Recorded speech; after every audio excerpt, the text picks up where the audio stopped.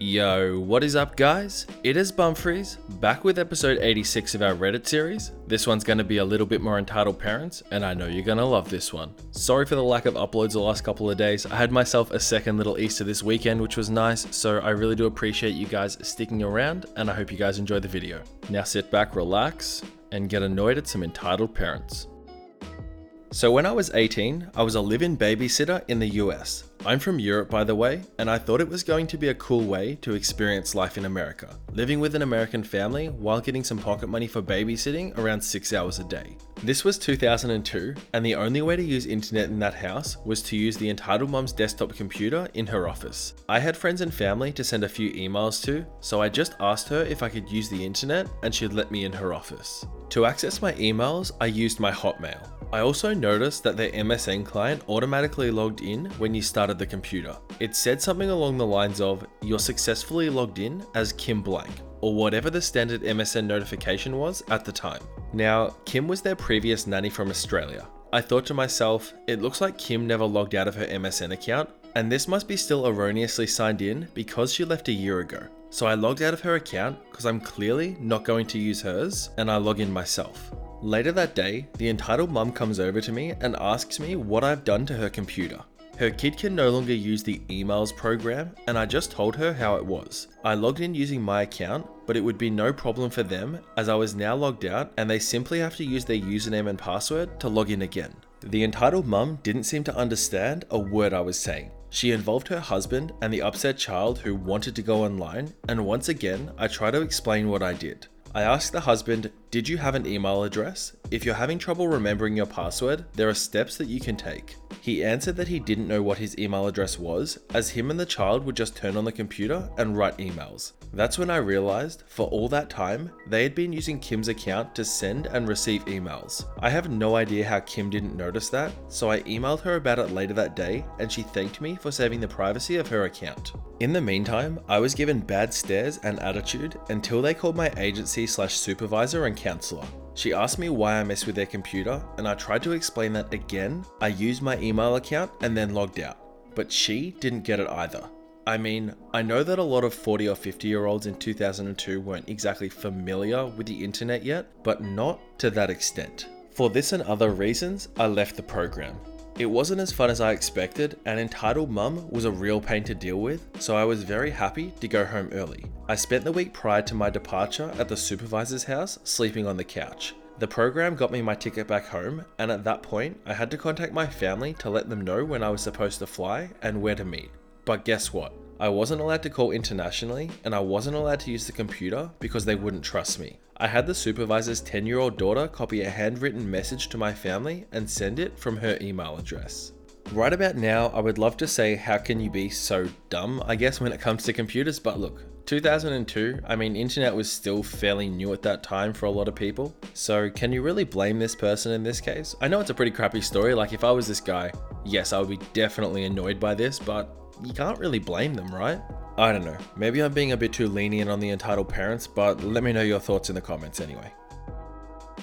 So we just got one of those above ground pools that you set up yourself that's around 4 feet deep and 14 feet round. We spent the majority of 2 days prepping and filling it to let it get warm.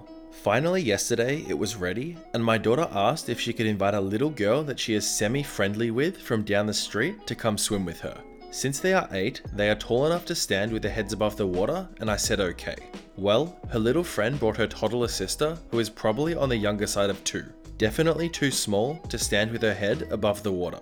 Well, I tell my friend that little sister can't get in the water unless her mum is here to watch, and send her home with a message. They both come back and she says, "Mum said she's fine in her float and I can watch her." And I say, "No, it's not fine. I don't think an 8-year-old is responsible enough to watch a toddler in a pool, and I'm not going to be the one watching her either. You need to tell your mum either she comes to watch your little sister or she is not getting in the pool." They both go home and then both come back. At this point I am livid and walk back to their house with them and pound on the door. I get no answer and I keep on knocking, and then the garage door starts to open with this woman backing her car out. I quickly went and stood at the end of the driveway with all the kids in tow, both of hers and both of mine.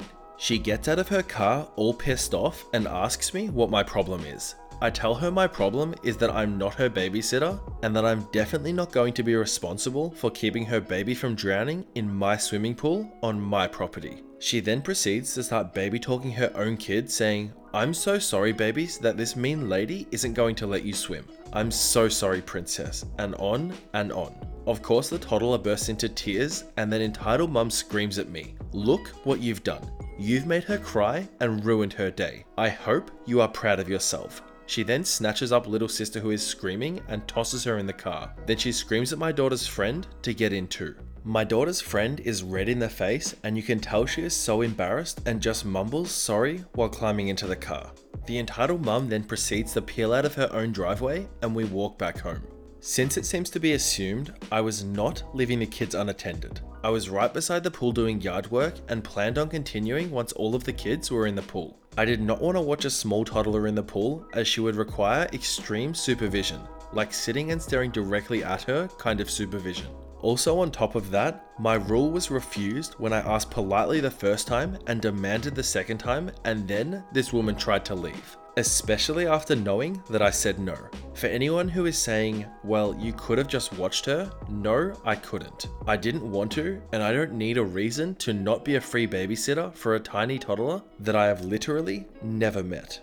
You know, we've read a few stories like this where people just try and dump their kids with other people, and I cannot believe, despite everything, that there are actually people trying to make this woman look like the bad guy. I mean, this entitled parent is just about as entitled as it comes. This person has no obligation or responsibility to watch a 2-year-old child in a pool, and the fact that the mother thinks they do is a pretty poor reflection on her parenting.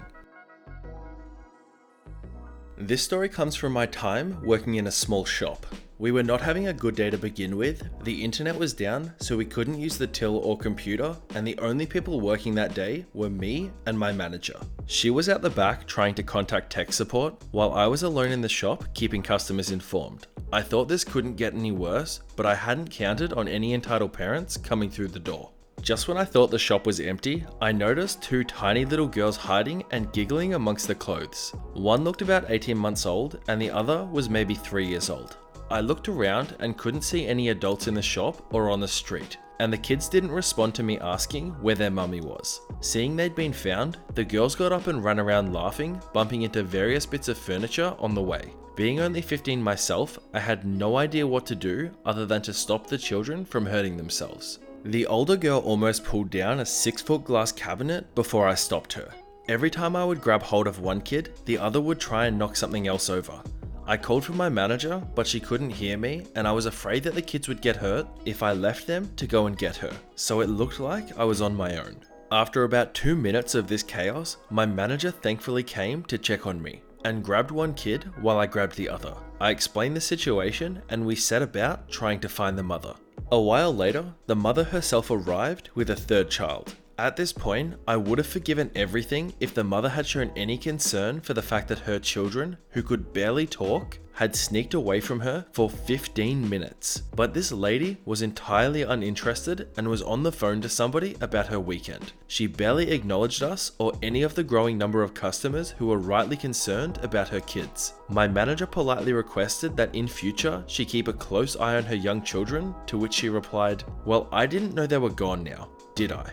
This is where the true entitled parenthood came out. The mother continued her phone call in the doorway while the children continued to run around. We repeatedly asked her to get control of her children as they were disrupting other customers and pulling things off the shelves, to which she would glare at us and do nothing. Eventually the manager did everyone a huge favor and told a lot of them to leave. The mother shouted out at us, "They ain't doing any harm," without even looking at her kids and the mess that they'd made. My manager responds, "Please, if you can't control your children, then I can't have you in this shop. I've got enough to deal with today as it is," and I gestured towards the door. This set the woman off and she started bitching about how a kid like me would never understand how hard it is to be a parent. My manager defended me, saying she understands that children that young shouldn't be left to their own devices, and the entitled mum responds, "Oh come on, you two were doing fine watching them just now." At this point, my manager just says, "Please, if you don't leave, I will have to ban you." The woman cursed us and finally left with her kids. Once we were done, my manager said to me, "What an absolute vile mother," And that's the story of the only time that my manager got angry at a customer. Occasionally, we would still see the same family walk past the shop window. The mother was always on her phone and would always glare at me as she passed. Let me just pose a question to all of you and you let me know what you think, right? So back in the day, we used to do a lot of choosing beggars, and a lot of the posts that we saw on there were choosing beggars asking people to babysit their kids for like $1.50 or $2 an hour. Now this is where the question comes in. Who is worse, this woman or those choosing beggars? Because quite frankly, I think they're reasonably on par, but I think this lady may just take the lead a little bit. Like, I really don't know. I mean, to me, they're all pretty crappy people and you just can't win. So I just hope I never have to run into somebody like this, but I can't say I'm going to be that lucky.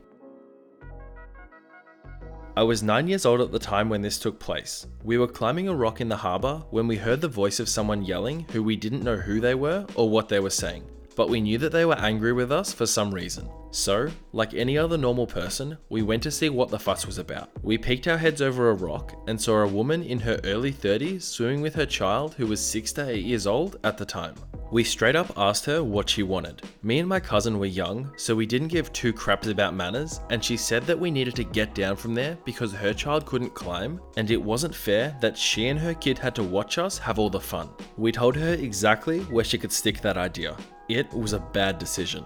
We reach the top of the rock and take some pictures with our GoPros and then film each other jumping off the tall rock into the cool lake water. I was enjoying every second of it until one of my older cousins dropped his camera into the water, which the woman then swam her lazy ass over there and snatched it. We all dove into the water to get the camera back and practically had to drown her to get her to let go. She then said that it was hers because obviously we didn't want it because we threw it into the water. You know, I had to read this one a couple of times and I was thinking what made entitled parents popular in the first place? And then I realized that what it was entitled parents stealing other people's stuff and then claiming it as their own for absolutely no reason. I feel like we've drifted so far away from the days of entitled parents fake stories, and that's great, but every so often you gotta have a story that sounds so unbelievable that it's really good. So today, I was just riding my bike down to the local grocery store and it was raining, but the sun was still out, so there was a rainbow.